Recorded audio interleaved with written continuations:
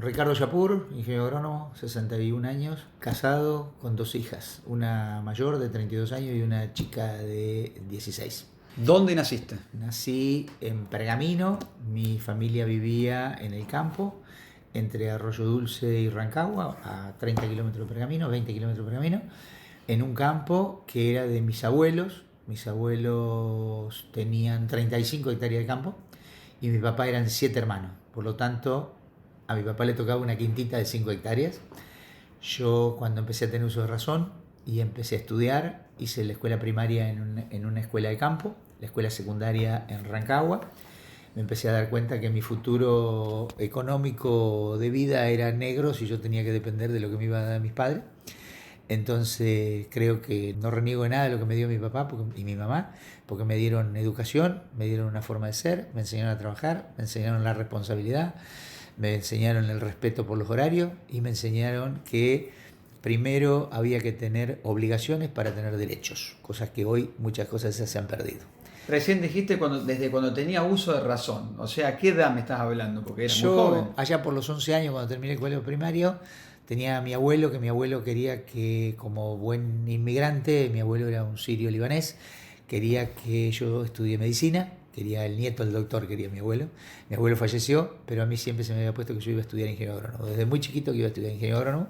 Tengo un recuerdo muy bueno de mi abuelo, porque mi abuelo era como buen fenicio, era muy rápido con los números y me enseñaba a sacar cuentas en el aire. Yo multiplicaba, sacaba cuentas, sumaba, dividía todo en el aire o con un palito en la tierra cuando vivíamos en el campo, y bueno, eso es una cultura que tengo hasta el día de hoy. Yo soy muy rápido con el número, no con las letras, pero sí con las matemáticas. Estudié el colegio secundario y en el colegio secundario seguía con la idea fija que tenía que irme a estudiar. En ese momento la gran mayoría de los chicos de acá, cuando se recibían, se iban a estudiar a Rosario porque era lo más cerca y lo más barato. Yo me conseguí una beca para ir a La Plata, porque estaba el centro universitario Pergamino en La Plata, que te daba una casa con la luz, el gas y los impuestos pagos. Bueno, lo único que tenía que hacer era comer y estudiar.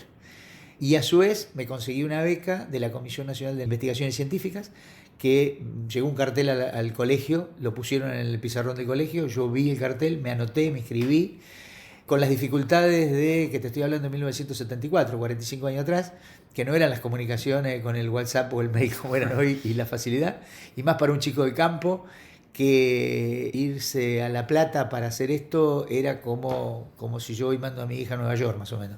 Creo que mi hija en Nueva York es más fácil de lo que yo fui a La Plata en ese momento. Eso te iba a decir. Para llegar a La Plata me tenía que tomar, al lugar donde iba, me tomaba 4 colectivos, era toda una aventura, pero yo estaba convencido que iba a estudiar.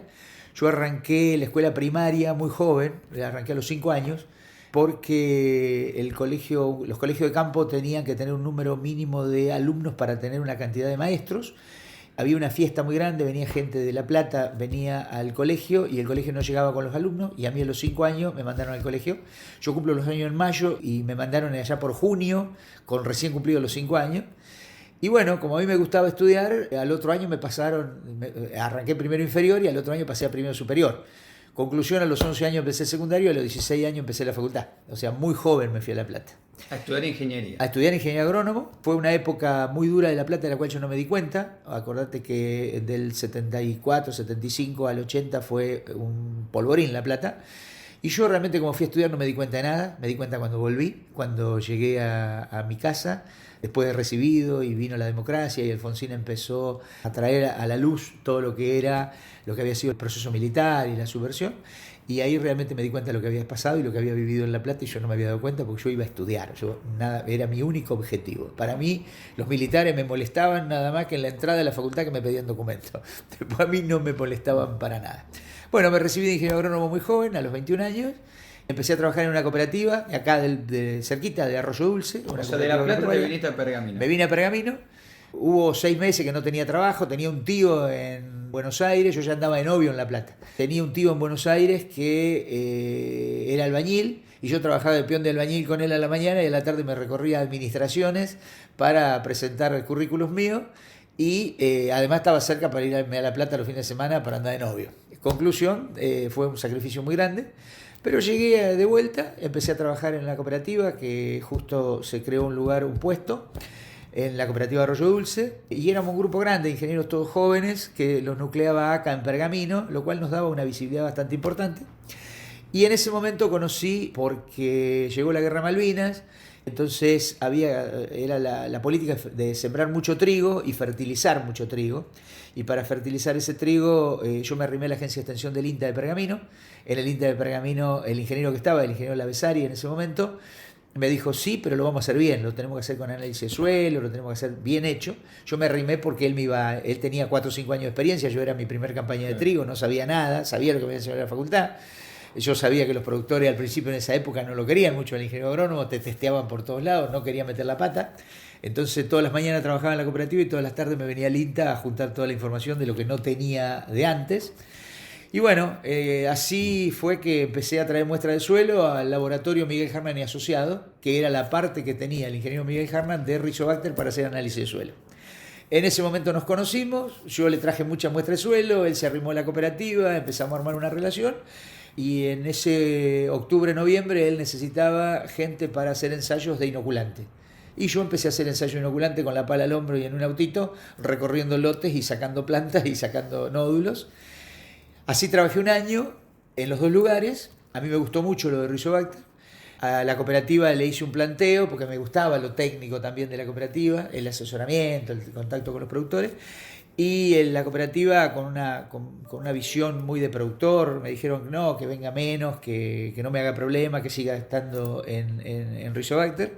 Pero yo le había pedido, auménteme un poco el sueldo, así me quedo en la cooperativa, una visión bárbara la mía. Me quedo en la cooperativa y no vengo a Rizobacter. Y dejo Rizobacter porque no quiero quedar mal con la cooperativa. Cuando me dijeron eso, renuncié a la cooperativa y me quedé en Rizobacter solo. La cooperativa a los 2 años se fundió. Y yo me quedé trabajando en Rizobacter, primero en la parte técnica. Y a los 6 meses de trabajar en la parte técnica le dije un día al ingeniero Hartmann, le digo, Miguel, la sangre árabe a mí me tira, lo fenicio que te hablaba de mi abuelo, eso me tira. Me parece que lo ideal, a mí me gustaría más hacer la parte comercial, que estar sacando planta todos los días y mirando nódulos. Y él me dijo, encárgate de armarla, si está todo por armar acá. Era Rizobacter, era la Rizobacter del garage en ese momento.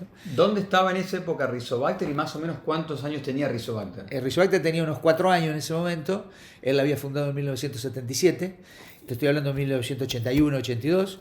Rizobacter estaba en el centro, en Pergamino, en una casa vieja, tenía toda la parte de fermentación, y en otra casa vieja, un poquito más moderna, teníamos la parte de administración, y en el garaje embolsábamos el inoculante, base turba que se hacía en ese momento, y ese era el inoculante que vendíamos. Salíamos a vender a la calle, a entregar a comercios y a productores. Vos eras joven en esa época seguramente, pero ¿te acordás más o menos cuántas personas estaban ahí entre las 2 casas viejas? Muy poco, éramos 6, 7 personas. Hay un empleado que todavía existe y una chica que es una señora grande hoy, que entró en 1983 y que hoy todavía está en la empresa después de tantos años, entró en la parte administrativa, ¿no? O sea, ella entró como secretaria y después pasó a la parte administrativa. Y bueno, así se fue construyendo Rizobacter, con un día a día de trabajo todos los días. Entró el contador McMullen, que es uno de los socios fundadores junto con Miguel después. Entró un señor que estaba en el Banco Provincia de Buenos Aires, que en ese momento a los 50 años lo jubilaba, el Banco Provincia. Este hombre tenía una gana de trabajar bárbara, pero estaba jubilado del banco. ¿Vos eras el más joven? Yo era el más joven, ellos eran todos personas de unos 40, 50 años, y yo tenía 22. Se reían de mí porque yo era el chiquito, yo era el nene. Pero bueno, así fuimos caminando y corriendo a partir de los años, incorporando tecnologías, incorporando nuevos productos, creciendo con los productos y creciendo con la distribución, hasta que en 1987, 86, 87, un amigo que tenemos en Ecuador, un pergaminense, nos dijo un día, en Ecuador hay un poco de soja que yo quiero inoculante. Bueno, mandamos 5.000 dosis de inoculante y yo fui a traer del inoculante ese. Cuando llegué allá me di cuenta que los inoculantes que había en Ecuador eran inoculantes americanos, de muy buena calidad, pero con muy baja logística, porque el mercado era muy chiquito y no le daban importancia. Y nosotros teníamos calidad como para competir en ese mercado y a su vez le podíamos dar logística porque éramos nosotros una empresa chica y nos interesaba ese mercado. ¿Era el primer mercado, discúlpame, del exterior que El primer mercado Ecuador? que vendimos, exacto, en Ecuador, un mercado que hoy prácticamente no existe para nosotros, es muy chiquito en soja. Pero eso lo que a mí me dijo es que nosotros podíamos competir en ese mercado y podíamos entrar en ese mercado y que había muchas hectáreas de soja en el mundo que no estaban en Argentina y que las podíamos atender. Y bueno, ese fue el germen del comercio exterior. Y después de eso llegó Paraguay, llegó Brasil, llegó Bolivia, Uruguay. Empezaron a llegar los países y hoy comercio exterior es el 30% de la facturación de Rizobacter. O sea, de los 170 millones de dólares que nosotros queremos facturar este ejercicio, más de 50 tienen que venir o van a venir de comercio exterior en países tan diversos como Estados Unidos, Canadá, Rusia, Ucrania o Kenia o la India, ¿no? Hoy el principal destino, sé que el abanico y el mapa es Brasil. Es Brasil. Brasil es la principal facturación. Un mercado que tiene para nosotros 21 años, que nos costó muchos años, que perdimos plata durante muchos años, que mis socios se quisieron venir toda la vida cuando veía que perdíamos plata. Y yo siempre me peleaba por ese negocio porque decía, mira, perdemos plata en Brasil, pero con la que ganamos acá podemos equipararlo, no nos va mal, seguimos creciendo. Si queremos ser una empresa global, no podemos dejar de estar en el primero o segundo mercado mundial de agroquímicos o de fitosanitario, como es Brasil, porque le compete día a día, le compite a Estados Unidos con cuál es el mercado más importante, entonces no podemos dejar de estar. Bueno, afortunadamente después de tanto tiempo y tanta perseverancia, logramos ese mercado y hoy estamos vendiendo muy bien y estamos muy contentos con ese mercado. Me quedo en esos primeros 3 años cuando vos ya estabas en la empresa, que ya no sacabas más plantitas, pero ya estabas metido en la parte comercial que le propusiste. ¿Qué pensaste en ese momento? ¿Pensaste en llegar a lo que es hoy Rizobacter o Jamás. fue todo por delante? ¿Cómo fue? Jamás. Yo no soy de los que hace proyectos, ¿viste? En las compañías siempre hay gente que hace proyectos a 5 años y yo digo que se pasan 6 meses haciendo el proyecto a 5 años y 6 meses diciendo por qué no lo cumplieron, después demostrando por qué no lo cumplieron. Entonces nunca me gustó eso, a mí siempre me gustó ir construyendo sobre las bases de lo que hay y lo que tenemos, con proyectos cortos pero realizables, confiables, creíbles. Nunca pensé en esto, nunca pensé en que iba a ser el CEO de esta compañía, nunca pensé de que algún día nos iba a comprar alguien y íbamos a estar cotizando en la bolsa de Nueva York, nunca pensé que nos podíamos sentar a la mesa con grandes multinacionales y a discutir de igual a igual negocios, planteos, forma de actuar. Es decir, son las cosas que se van dando y que hoy, después de 38 años haciendo esto, a mí me sale en forma natural ya. Me sale en forma natural porque lo fui ejercitando durante 38 años. Recién decías, nunca pensé que nos podían comprar esto. Algo que estuvimos hablando ya el año pasado y que quedó un poco de dudas para aclararlo. ¿Cómo es la situación hoy por hoy de Rizobacter? Hoy Bioceres, a través de una empresa que está operando en Nueva York, tiene el 80% de Rizobacter. Yo soy el CEO de la empresa. Hay un 20% que está en los antiguos socios, los antiguos dueños, con una muy buena operatoria, porque el CEO de Bioceres, que es la empresa que compra, es una persona muy inteligente, que vuela mucho, que le gusta proyectar mucho hacia el futuro, y yo soy de los que está muy en el día a día. A mí me gusta mucho el día a día. Entonces creo que se produce una buena simbiosis entre los dos, nos llevamos bien, entonces creo que es lo ideal para un manejo a futuro de las dos empresas. Es una compra rara, es una compra donde yo sigo manejando todo como antes. Es una compra rara porque cuando se instala la Bioceres acá, lo único que hace es, me dice, tenés que sacar al abogado, porque nosotros veníamos de un problema societario muy grande durante muchos años. Yo lo defendí durante mucho tiempo al abogado, pero llegó un momento que no lo pude defender más y fue la única persona que Bioceres me impuso que lo teníamos que sacar. Después de ahí en más, todas las políticas, todos los productos, toda la gente con la que entramos o salimos, es toda responsabilidad mía y del equipo con el cual lo estoy liderando. Entonces es una fusión muy rara, pero es una fusión exitosa, porque cuando en el 2016 Bioceres compra Rizobacter facturaba 90 millones de dólares. Hoy la vamos a llevar a 170, es decir, en 4 años vamos a tener un crecimiento de casi el 90% de la facturación. Entonces creo que los éxitos están a la vista y son fruto de mucho trabajo nuestro y de la inteligencia de una persona como Federico Trucco, el hijo de Víctor Trucco, que es quien nos dejó operar con libertad. Nos sacó los problemas que teníamos y nos dejó operar con absoluta libertad para que manejemos con responsabilidad este negocio. Bueno, ya aclaraste todas las dudas porque en su momento se había generado una cierta incertidumbre. ¿Qué pasa con Rizobacter? ¿Qué va a pasar con el personal? Bueno, 2 preguntas en función de esto. Hoy por hoy, ¿cuántas personas están trabajando en la planta y desde qué momento? Porque nos quedamos en esas 2 casas viejas. ¿Qué pasó después de ahí? ¿Se fueron dónde y cómo terminamos hoy en esta planta? Hoy somos 500 personas aproximadamente, entre algunos más, algunos menos, depende porque trabajamos con algunos temporarios. Y el camino nuestro fue en el 1983, antes que se vaya el gobierno militar. El intendente que estaba en Pergamino, el intendente del proceso militar, era un impulsor muy firme del Parque Industrial de Pergamino. Nosotros compramos 3 lotes en el Parque Industrial en 1983, los escrituramos antes que el intendente se vaya, antes de diciembre del 1983, que fue cuando llegó Alfonsín. En ese momento, con esos 3 lotes, empezamos a construir primero laboratorios y después construimos esta oficina. Ya son los laboratorios finales los que tenemos, con todas las modificaciones que le fuimos haciendo en estos 40 años. Las oficinas, habíamos construido primero un edificio que nos mudamos en 1989, que lo agrandamos en 1996. En el 2008 nos mudamos a este edificio. Desarmamos todo lo que teníamos antes y hicimos este edificio actual. Este edificio es un edificio muy moderno, muy lindo. Nosotros en el 2002, cuando vino la debacle económica de Argentina, nos asustamos y no sabíamos qué nos iba a pasar. Había libertad para girar fondo al exterior. En ese momento, producto de la serialización y de cómo debíamos nosotros, nos quedaron $2 millones que ganamos, los mandamos afuera. Y al año, cuando vimos que esto se tranquilizó y que venía crecimiento y que venía futuro, nos conseguimos un crédito de la Corporación Financiera Internacional a través del Banco de Galicia de 2 millones más, y con eso hicimos este edificio, que nos mudamos en el 2008. En el 2008, en marzo del 2008, teníamos todo ordenado para terminarlo allá por julio-agosto, para mudarnos, para hacer una gran fiesta con nuestros distribuidores, nuestros clientes, todo. Y en marzo del 2008 llegó el problema de las retenciones móviles, llegó la 125, así que en agosto dijimos, nosotros teníamos media fiesta paga, teníamos casi todo armado, dijimos no podemos tirar manteca al techo en un momento donde la situación de nuestro cliente está complicada, está difícil, se está peleando, así que un viernes de la tarde empezamos a mudarnos como las hormigas, cada cual mudó su escritorio, y el sábado de la mañana terminamos de mudarnos.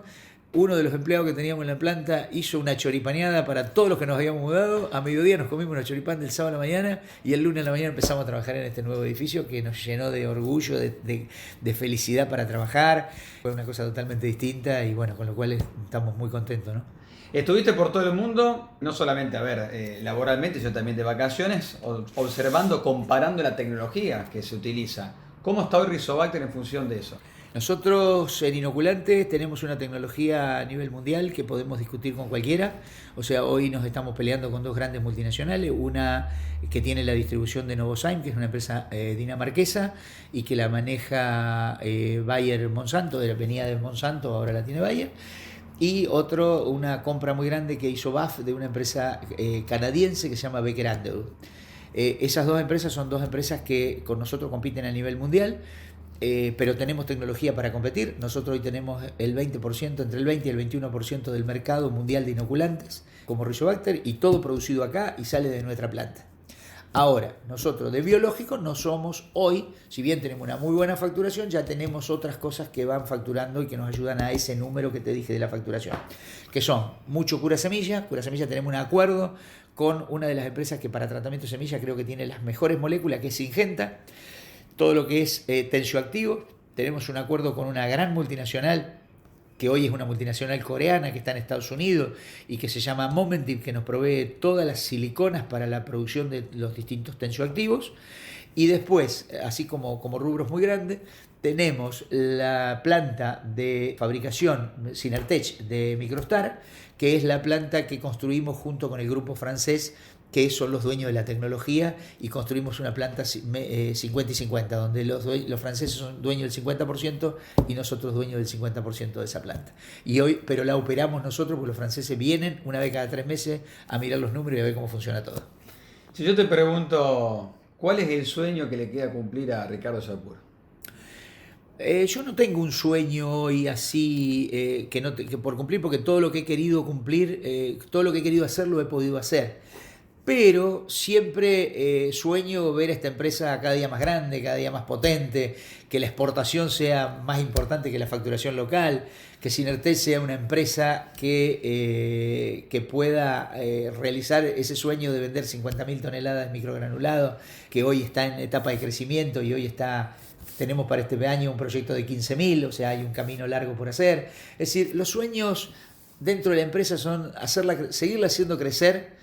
Creo que una de las cosas que nunca fue ni sueño y realmente hoy es una realidad fantástica es estar en la Bolsa de Nueva York.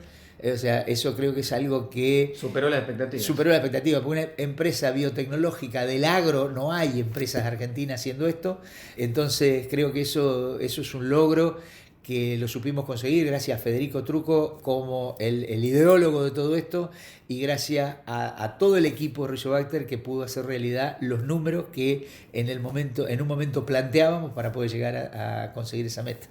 Bueno, ahora una pregunta complicada. Ya las elecciones terminaron, ya tenemos presidente nuevo desde el 11 de diciembre.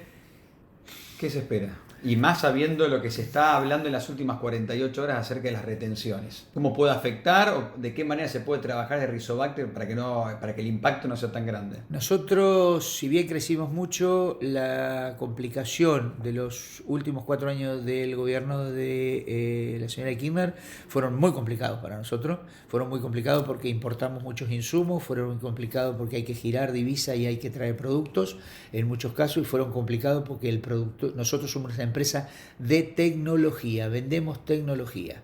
Por supuesto, la tecnología es mucho más cara que los productos que no son tecnológicos. Entonces, somos más caros. El productor, cuando se sienta a la defensiva, busca lo más barato.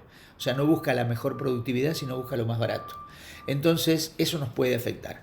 Pero bueno, me tocó abrir el 13 de agosto una reunión en Córdoba para todo el grupo nuestro de comercial, de marketing y de venta y de servicio técnico, que es un grupo de gente muy joven, toda gente de 30 años, y que se acuerda, que muchos vienen de origen de campo, y que muchos se acuerdan de lo que le pasó entre el 2011 y el 2015 a su familia, a la gente de campo. Y yo digo, yo no puedo abrir esta reunión tirando una pálida dentro de todo esto. Entonces le dije al equipo, muchachos, nosotros somos una empresa que estamos cumpliendo 42 años, que mi primer conflicto fue la guerra de Malvinas. De ahí en más vino el plan Austral, vino el plan Primavera, vino la hiperinflación de Alfonsín, vino el plan Bonex, la hiperinflación de Menem, el plan Bonex de Menem, el plan Tequila con los mexicanos, el plan Arroz cuando se cayó el sudeste asiático, vino el 2001, vino la 125, vinieron las de Jai, y acá estamos. Nacimos en un garage y pudimos hacer una empresa. Una empresa que factura 170 millones de dólares, una empresa que tiene 500 empleados, una empresa que es modelo. ¿Por qué no la vamos a seguir haciendo? Si somos una empresa flexible, somos una empresa que sabemos movernos en ambientes complicados, entonces ¿por qué no la vamos a seguir haciendo? La vamos a seguir haciendo seguro, porque tenemos un objetivo claro, seguir hacia adelante. Ahora, por supuesto, y siempre lo digo, con lo que trabajamos y lo que invertimos y lo que hacemos, si nosotros estuviésemos en Estados Unidos, seríamos Rockefeller. Acá somos una empresita. Pero bueno, es parte de seguir viviendo en la Argentina y de la lógica que te da este país, que es muy lindo en algunos casos y es muy crudo y muy duro en otros. Es muy lindo porque yo te digo, yo tengo un empleado en el campo que no fue a la escuela, no escribe, y tiene su hija hoy que es universitaria. Y mi empleado tiene 42 años y su hija ya tiene 18. O sea, fíjate la evolución que te permite este país. Pero también no puede ser que nosotros tengamos una carga tributaria de más del 50% que no podamos invertir y no podamos trabajar como realmente quisiéramos trabajar. Porque tenemos un Estado que nos asfixió siempre con los impuestos y que en la última etapa nos compitió hasta por la plata. Porque hoy cualquier banco pone la plata en el Estado al 70% y no me la presta a mí al 100%, porque es más fácil y cobra más fácil.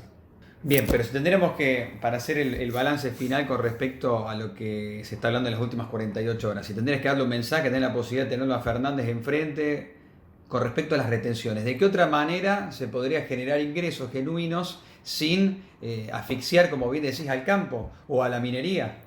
No conozco cómo recortar los gastos del Estado, que es lo que deberíamos hacer. Me parece que público. A mí me enseñaron en mi casa que yo tenía que gastar lo que tenía o menos de lo que tenía para poder ahorrar algo. El Estado parece que eso no lo entendió nadie, eso. Yo creo que lo primero que deberíamos hacer es achicar todo lo posible el gasto público. Ahora, a un sector como el campo yo nunca le sacaría, porque el campo reinvierte todos los días. El campo siembra 35 millones de hectáreas todos los años, a 300, 400 dólares por hectárea. Todos los años invierte entre 10 y 12 mil millones de dólares a cielo abierto. Nadie le da una palmada en la espalda. Si un industrial de una empresa automotriz pone una línea para hacer una puerta de un auto que invierte 10 millones de dólares, estoy seguro que va hasta el presidente a felicitarlo. ¿Entendés? Entonces yo creo que eso son las cosas que deberíamos tener en cuenta. ¿Es un problema nuestro? Sí. ¿No nos sabemos vender? Sí, también. Como productores agropecuarios no sabemos vender. Sabemos producir, sabemos para adentro y no sabemos para afuera. No hacemos política.